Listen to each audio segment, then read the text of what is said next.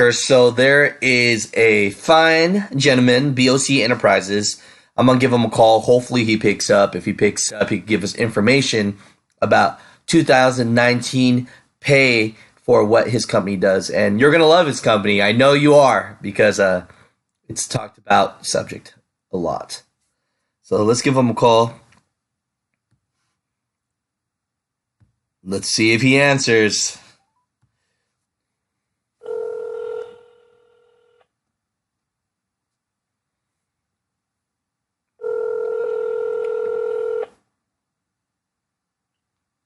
Hello?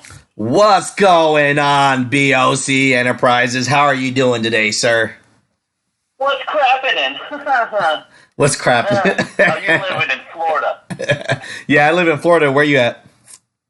In the frozen north of Connecticut. Connecticut, yeah. I love Greenwich, Connecticut. I love all the mass holes. Is that what it's? Uh-huh. Yeah, I know. My company's out in Rhode Island. The video I saw of yours is the one where you got stuck in Milford or something like. Yeah, I don't know what the hell I'm. Low bridge or wrong way or whatever. It starts with being, I don't know. First off, I'm not a good driver. Second, not good at backing up. Those are two problems. So, BOC Enterprises, welcome to the show. Appreciate you for being a mother trucker. Yeah, I'm mother trucker. Yeah, I love it. Mother trucker. So, BOC Enterprises. So, I'm looking here. I'm on your webpage right now. You got 15 subscribers. So, you're subscribed. I see your dog subscribed to you, and maybe your mom subscribed to you. Oh, yeah, that's about it. I had two of my buddies watch my videos, and that's about it. No, I hear you, brother. I didn't even make a YouTube channel to get anything out there or any information. It was just supposed to be a kind of like a vlog for 1 year straight. Because all I want to do is open up my own facility by September of this year. No, I hear you. Basically just started, it was kind of like a zero to owner-operator type of thing.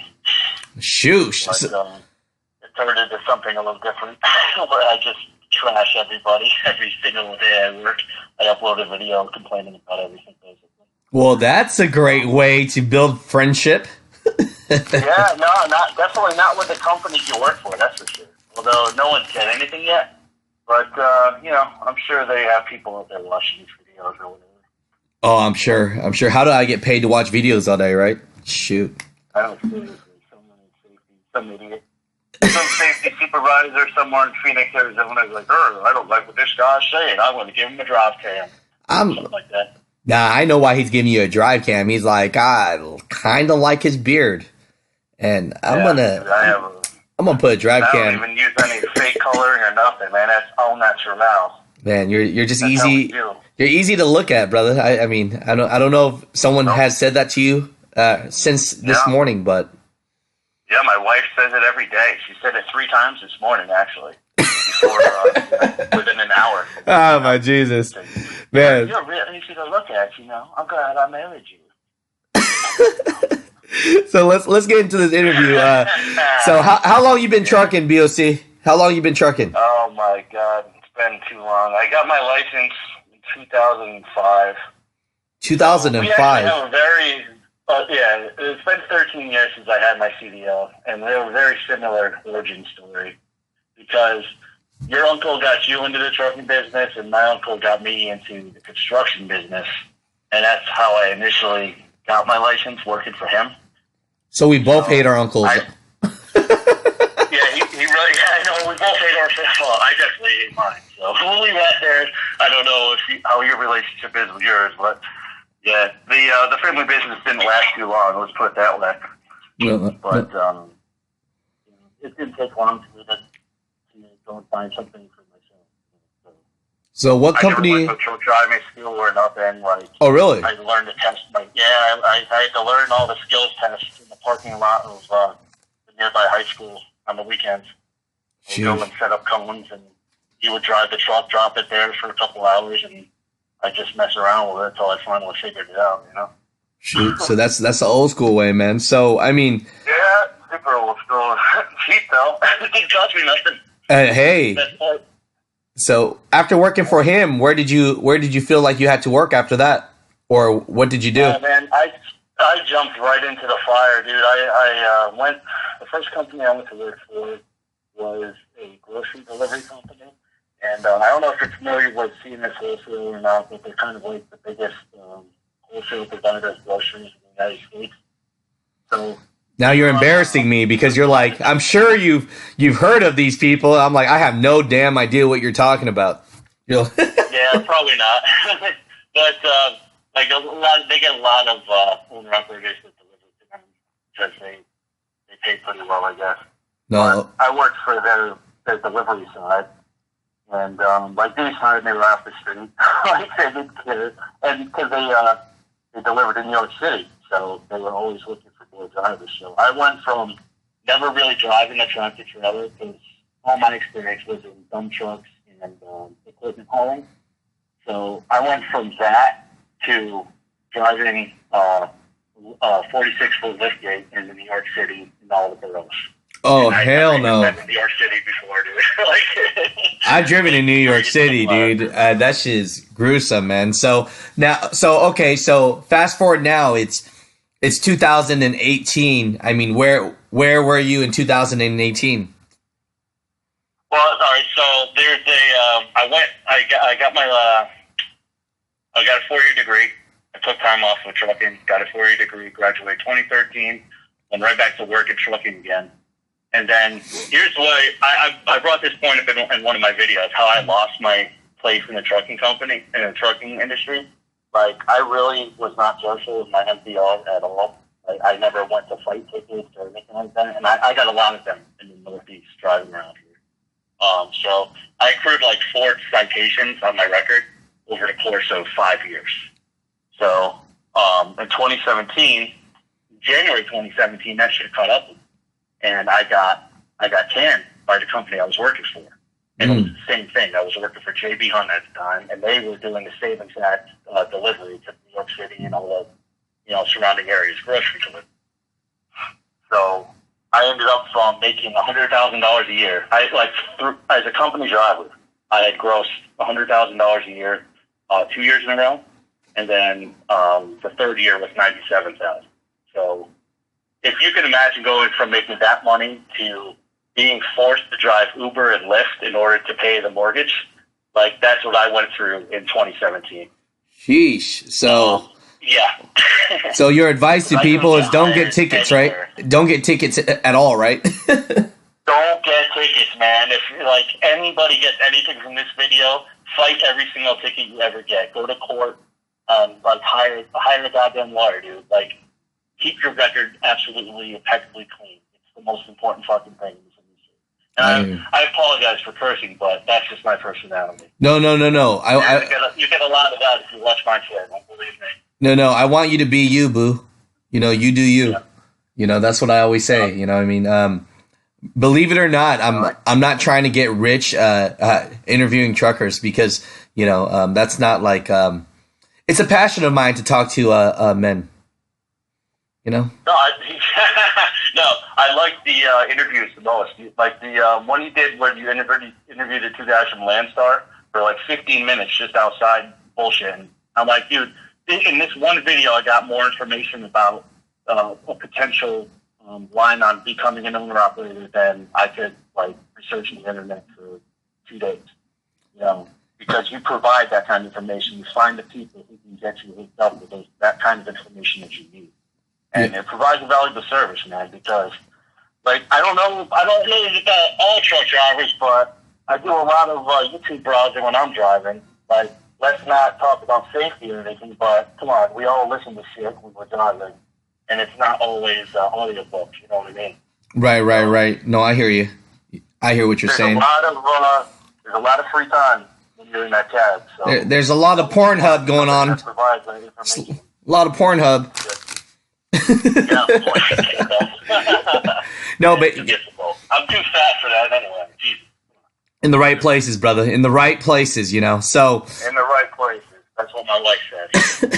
But that's why I like doing this. I feel like if we do an interview, it is focused around money and it is focused around pay and what you can do, but it's almost like having a conversation between two truckers, but you actually get to listen in. And if two truckers are friends and they're talking to each other, then you get to hear some real shit. You know what I'm trying to say? Yeah. I mean, you get a real insight into what it's like. So, and you're not going to get that from some company's promotional marketing video. They're just trying to get you to sign up because you have a pulse, and you'll be able to work for them for 90 days before they fire you for doing something stupid.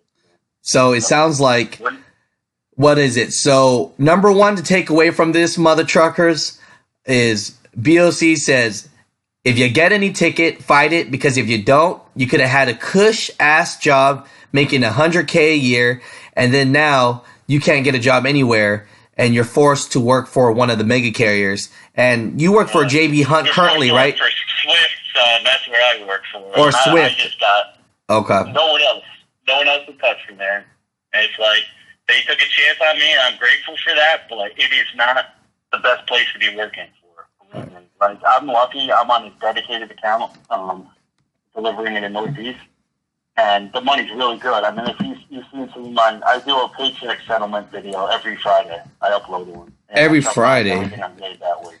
Okay. Let me look at this. Real quick. So, everybody, you know what? Your thing says JB Hunt dedicated. You need to change that to Swift dedicated, or it's gonna throw people off. Driver of the month picture, believe it or not, before I got fired. Before I got fired, I was driver of the month, and then I was terminated. So how much sense would that make to you? Hey, I'll tell you this. So you were a driver of the month at JB Hunt, and then you're making money, and that is as a dedicated route company, and they canned you. But that face right there looks priceless. That's like the one where, oh my God, I love trucking so much because I just love it. I'm gonna be here forever. That was the money shot right there. Hell yeah. So okay, let's look into your channel a little bit. Let's see what I can expose. Okay, so I see something that says let's take a look, special episode. Okay, 111.19. So you're giving Swift paychecks. Let's go back to see if you're okay. 1/4/19, more Swift paychecks. So you have a lot of Swift paychecks here. Let's go into the current paycheck so we can kind of talk about that real quick. So working at Swift, and now that everybody knows your situation, Swift still gave you a chance when a lot of people wouldn't because of your record. So if you guys are screwing up and you're not fighting every ticket and your record's not clean, there's a great chance Swift might still take you. So at least you can make some money to provide for your family, right? Yeah, I mean, you'll make, if you're over the road with them, you get paid somewhere around 40 cents a mile. 40 cents. Honestly, I'm going to tell you the truth. I've never once driven over the road in my entire life. Never. I've always done either dedicated accounts, like grocery delivery, or regional stuff. Never once. I did some flatbed stuff for an independent guy, kind of off the books. But, no one really, that was years and years ago. No one really knew about that. But, I want to say, you can make good money at Swift, but there are a million better places to be. So let's see. Don't make it into your career, I guess is the best takeaway from it. Okay, but, so if you're looking at this latest paycheck. I am on it right now, brother. So I per diem, it looks like you took the per diem. It says minus $71, so that means that you're taking it, right? Yeah, I decided because we don't get reimbursed anymore as company drivers. You can't claim per diem on your tax return anymore because of the new tax law changes. I actually called an accountant about it, and so it actually makes financial sense to do that and take whatever the company offers. Okay, when I worked for JB, I used to be able to take like 300 days of per diem a year because that's how often I was out. So I was getting like a good $18,000 tax deduction off of my adjusted gross income by doing that. But you can't do that anymore. They changed the law. So in the next fine one, you're not allowed to automate anymore if you're a W-2 employee. If you're an owner operator, if you're fine, you can do whatever you want. That's part of the reason why I want to be an owner operator and buy my own thing and start my own gig. So you can just write off freaking everything, right? Yeah, Seriously, So, man. Like, so that's no lie. You know, like I saved a lot of money doing that, and it's all legit. I had an accountant do everything. that's a power tip, man. Shoot, appreciate that. So, hey, for all you people, you should be taking per diem because now you can't write that off if you're a company driver. So you might as well be taking whatever benefit that they will give you. If you don't know what per diem is, basically look it up. All right, you need to do some research, mother truckers. I could tell you what it is, but just look it up so you get your feet wet. Yeah, exactly. Mileage pay. Let me, real quick. So I expose this. I like using the word expose today. So let me expose this. So remember, this is for a dedicated route, people in the East Coast. So if you're in the West Coast, it could be less money. So just know that this is the pay that he's getting because he's living out here in the East Coast and they pay more for stress. So they were even hiring, because I used to train. I trained for Swift. I trained 6 students. And only one of them actually upgraded. The rest all either got kicked off the truck or didn't pass. yeah, So wow. That kind of gives you an idea. They're pulling in everybody they can off the street. One guy was actually illiterate. He could not read English. I didn't even know what illiterate meant when you said that to me. He couldn't read the Qualcomm. He couldn't change his duty status, and he couldn't read. I'm like, all right, I'm sorry. I'm sorry. This is what it's come to. But you have to work out. Man, no shoes, no shirt, no service, huh? Seriously. I couldn't deal with it anymore. Then one guy almost killed me. He almost drove into a UPS truck at the New Jersey Turnpike. Oh, yeah. Oh, damn, dude. That was kind of it, dude. Like, I'm done with training. I don't need the extra $100 a week. It's not even worth it. No, I hear you, man. Shoot. So, that's what they paid you, $100. $100 to train to basically maybe not die, right? So I'm looking at this mileage pay, and it says that $1,300 year to date is $2,900, and this is like new numbers. This is like what, like 2 days ago? Yeah, this was the first check.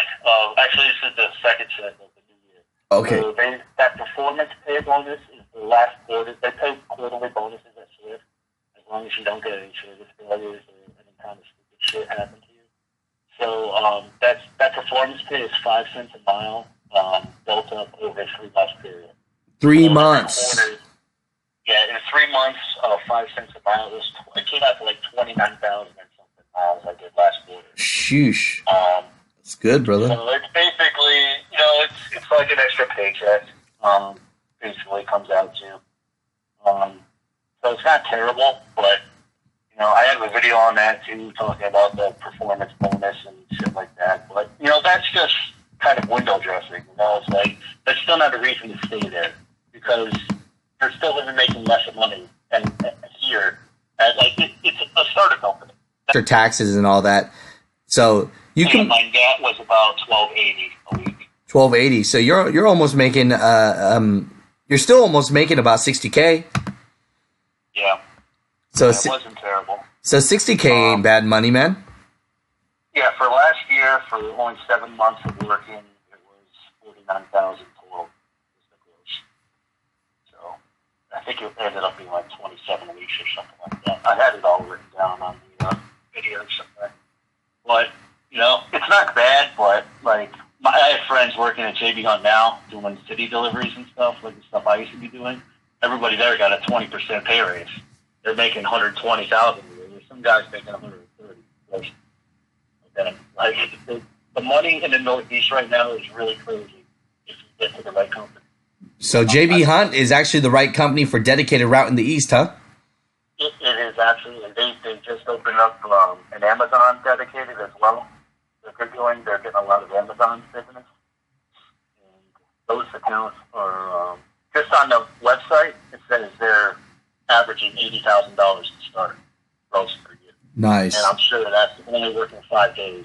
When I worked at, I plan on going back to that as soon as my ticket's finally clear up. I've had to wait 3 years for these things to come off my MBR. You know what I mean? Right. It all comes back to what I said earlier. Keep your MBR clean. It's real important. Oh yeah. When that happens, I can go back to my $100,000 a year job. You know what I mean? only take people with clean record. So shoot, man. So if people are interested in dedicated routes, if that's something you're interested in, you want to know how to make big money. I mean, it sucks when my guy here, BOC Enterprises, knows how to make big money but can't make big money because of his situation of having to deal with these tickets. And no one ever told you to fight each ticket with teeth and nail until this is happening to you. And because of that, now you know the impact of that, right? So definitely, people. Yeah. Believe that, man. Whenever they offer you driver legal or any orientation you go to, you have the option to sign up for that or any kind of version. There's even several kinds you can buy off the internet. It's basically ticket insurance. Like, you pay in case something happens to you, they'll hire a lawyer for you. Like, right. I can't recommend that highly enough because CDL is the most important thing we have in our lives. You know, man. Like, anything that happens to that, it's fun. You have to do other shit. It's fun, believe me. I've been through it firsthand. Like, paying off a $1,700 a month mortgage, trying to drive hustle on Lyft and Uber, dude. That's no fun. No, I hear you, bro.